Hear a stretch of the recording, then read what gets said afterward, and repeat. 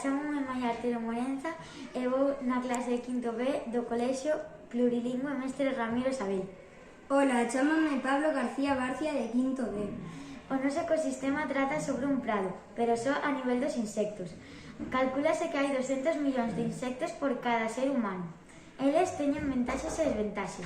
Entre as súas ventaxes está polinizar árbores e plantas. Tamén consideranse grandes fontes de alimentación para algúns seres humanos e consideranse o alimento do futuro, xa que teñen moita proteína e nada de grasas. E tamén pódense utilizar no uso medicinal.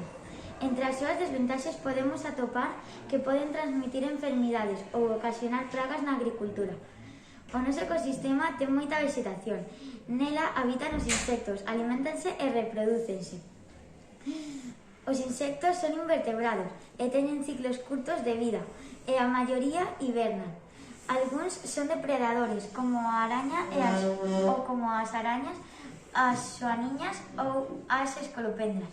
Outros son omnívoros, como as formigas ou as cascudas, e outros comen vexetais, como a bolboreta, o verme ou o caracol. De todos os animais, quero me centrar máis nas abellas, xa que consideranse un dos animais máis importantes. Elas alimentanse de polen e néctar. Son grandes polinizadoras, sen elas desaparecerían grandes especies vegetais. Teñen unha función esencial para o equilibrio da natureza. Existen en todos os continentes, excepto na Antártida. Outros dos insectos que podemos observar no noso ecosistema son as formigas.